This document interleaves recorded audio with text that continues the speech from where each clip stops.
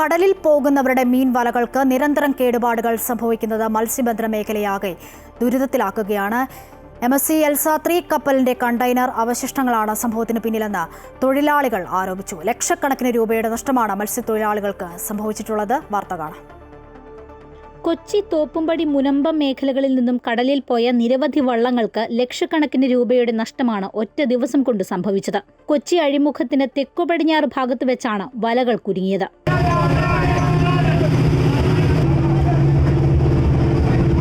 MSC എൽസ-3 കപ്പലിന്റെ അവശിഷ്ടങ്ങളിൽ വലകൾ കുരുങ്ങിയതാകാം അവ പൊട്ടിപ്പോകാൻ കാരണമെന്ന് മത്സ്യത്തൊഴിലാളികൾ ആരോപിക്കുന്നു. ഒന്നോ രണ്ടോ അല്ല, കൊച്ചിയിൽ തന്നെ 15ഓളം വള്ളങ്ങൾ ഇതേ പ്രശ്നം നേരിട്ടിട്ടുണ്ട്. കടലിൽ തടസ്സങ്ങളുള്ള ഇടങ്ങളെ സംബന്ധിച്ച് തൊഴിലാളികൾക്ക് നല്ല വ്യക്തതയുണ്ട്.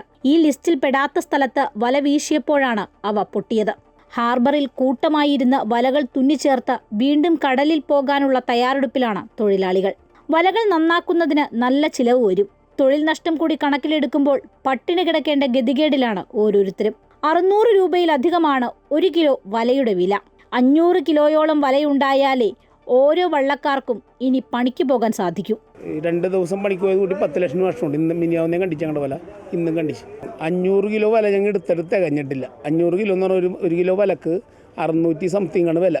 പിന്നെ ഈ ഇരിക്കുന്ന ആൾക്കാർക്കൊക്കെ ഒരു ദിവസം 1000 രൂപ, 1200, 1500 രൂപ ഓരോരുത്തർ കൂലിക്കാരാണ് ഇരിക്കണത്. അപ്പോൾ ഒരു ദിവസം 50,000, 60,000, 70,000 രൂപ വലപ്പണിക്ക് നമുക്ക് ചിലവുണ്ട്. വല വേറെ ഇത്ര തൊഴിലാളികളുടെ കുടുംബം പട്ടിണിയാണ്. ഞങ്ങൾ എന്ത് തെറ്റ് ചെയ്തിട്ടാണത്? കാരണം ഞങ്ങളുടെയൊക്കെ ചാകര കോളാണത്. ഒരു കൊല്ലം ജീവിക്കണത് ഈ ഒരു 2-3 മാസത്തിന് വേണ്ടിയാണ്. കപ്പൽ അവശിഷ്ടങ്ങൾ നീക്കം ചെയ്യുന്ന കാര്യത്തിൽ സർക്കാർ വേണ്ടത്ര താൽപര്യം കാണിക്കുന്നില്ല എന്നാണ് മത്സ്യത്തൊഴിലാളികളുടെ ആരോപണം.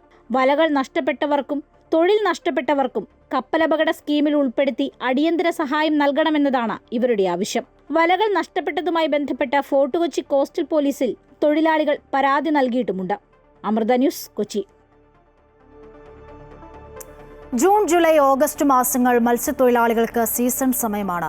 ഒരു വർഷം ജീവിക്കാൻ ആവശ്യമായ പണം ഇവർ കണ്ടെത്തുന്നത് ഈ മാസങ്ങളിലാണ്. അത് നഷ്ടമായതിന്റെ വേദനകളാണ് അവർ പങ്കുവെക്കുന്നത്. പ്രതികരണം നോക്കാം. പണി ഇറക്കിയിട്ട് 21 ദിവസം ഹോട്ടലിൽ വെള്ളം. ഇപ്പം 5 ലക്ഷം രൂപ 5 രൂപ പലിശക്കാണ് എടുത്തേക്കണത്. ഇനി 3 ലക്ഷം രൂപ കൂടി കടം മേടിക്കണം. ആ രീതിയിലാണ് നമ്മൾ ഇത് മുന്നോട്ട് പോകുന്നത്. എങ്ങനെ മത്സ്യത്തൊഴിലാളി ജീവിക്കും? ഈ സീസൺ കഴിഞ്ഞാൽ നമ്മുടെ പരിപാടി കഴിഞ്ഞ് നമ്മുടെ കുടുംബം രക്ഷപ്പെടുന്ന ടൈമാണ് ഇത്. ആ ടൈമിലാണ് ഇങ്ങനെ സംഭവിക്കുന്നത്. വെള്ളം കയറുമ്പോഴും പൊക്കം വരുമ്പോഴും മത്സ്യത്തൊഴിലാളി കരസേനയാണ്, നാവികസേനയാണെന്ന് പറയും. ഞങ്ങളുടെ വള്ളവും വേണം, മലവും വേണം, ഒക്കെ വേണം ആൾക്കാരെ രക്ഷിക്കാൻ. ഞങ്ങൾക്ക് ഒരബദ്ധം വരുമ്പോൾ ആരുമില്ല തിരിഞ്ഞു നോക്കാൻ. ഞങ്ങൾ കൊച്ചി ആറ്റിൽ 12 നോട്ടുകളും അകലെ പോയി വല അടിച്ചിട്ട് ഒരു 500 കിലോ വല നഷ്ടപ്പെട്ടു. സാധാരണ ഉള്ള ഉടക്ക് എല്ലാവർക്കും അറിയാം, BPSൽ അടിച്ചിട്ടിട്ടുണ്ട്. അത് കൂടാതെ ഉള്ള ഉടക്കുകൾ ഇപ്പോൾ എവിടെയൊക്കെയാണ് എന്തൊക്കെയെന്ന് ഒരാൾക്കും പെടുത്തില്ല. ഇപ്പോൾ 500 കിലോ വല പോയിട്ടുണ്ട്. 500 കിലോ വലക്ക് 3 ചില ലക്ഷം രൂപ കഴിയും. ഇത് തുന്നി ശരിയാക്കി ഒരു 5 ലക്ഷം രൂപയോളം വേണം.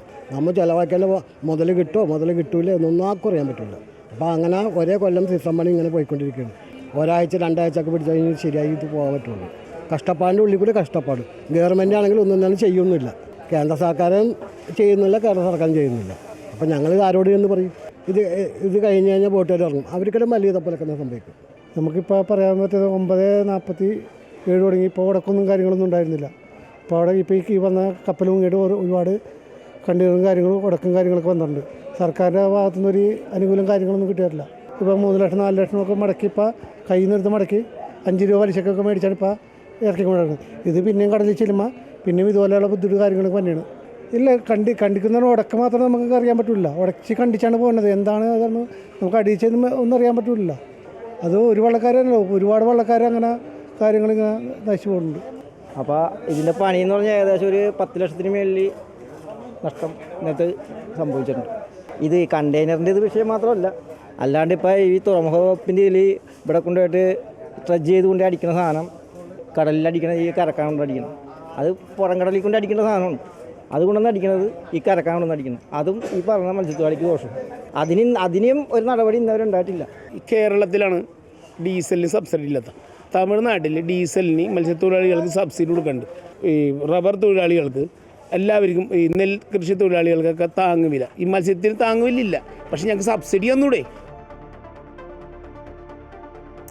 കൊച്ചിയിൽ നിന്ന് AT അശ്വതി വിവരങ്ങൾ നൽകും. അശ്വതി, മത്സ്യത്തൊഴിലാളികൾ ഉന്നയിക്കുന്ന ആരോപണം അത് ഗൗരവമായി തന്നെ കാണണം എന്നതാണ്. കൃത്യമായ നഷ്ടപരിഹാരം ഇവർ ആവശ്യപ്പെടുന്നുണ്ട്. അവരുടെ ഉപജീവന മാർഗമാണല്ലോ പ്രതിസന്ധിയിലാകുന്നത്. വിവരങ്ങൾ എങ്ങനെയാണ് അശ്വതി? ഈ മൺസൂൺ സീസണ് തൊട്ട് മുൻപായി സംഭവിച്ചിരിക്കുന്ന ഒരു പ്രധാന സംഭവം എന്ന് പറയുന്നത് ഈ കപ്പൽ അപകടമാണ്. അതുകൊണ്ട് തന്നെയാണ് ഈ MSC എൽസ 3യുടെ അവശിഷ്ടങ്ങളാണ് തങ്ങളുടെ വലകൾ മുറിഞ്ഞു പോകാൻ കാരണമെന്ന് മത്സ്യത്തൊഴിലാളികൾ ആരോപിക്കുന്നത്. പക്ഷേ ഇക്കാര്യത്തിന് ഒരു തീരുമാനമൊന്നും ഉണ്ടായിട്ടില്ല. എന്താണ് യഥാർത്ഥ കാരണമെന്ന് കണ്ടെത്തണം. അങ്ങനെ ആണെങ്കിൽ തന്നെ അത് കൃത്യമായി കണ്ടെത്തിയതിന് ശേഷം ഈ മത്സ്യത്തൊഴിലാളികൾക്ക് അതിനനുസൃതമായിട്ടുള്ള നഷ്ടപരിഹാരം, ഇവർക്ക് സംഭവിച്ചിട്ടുള്ള നഷ്ടത്തിന് പരിഹാരം നൽകണമെന്നതാണ് ഇവർ ആവശ്യപ്പെടുന്നത്. ഒന്നോ രണ്ടോ അല്ല, ഈ കൊച്ചിയിൽ തന്നെ ഏകദേശം 15ഓളം വള്ളങ്ങൾക്കാണ് ഇത്തരത്തിലുള്ള ഒരു പ്രശ്നം നേരിടേണ്ടി വന്നിട്ടുള്ളത്. ഈ മധ്യ കേരളത്തിൽ തന്നെ ആലപ്പുഴയിലും കൊച്ചിയിലുമൊക്കെ സമാനമായ സംഭവങ്ങൾ നിരന്തരം റിപ്പോർട്ട് ചെയ്യുന്നുണ്ട്.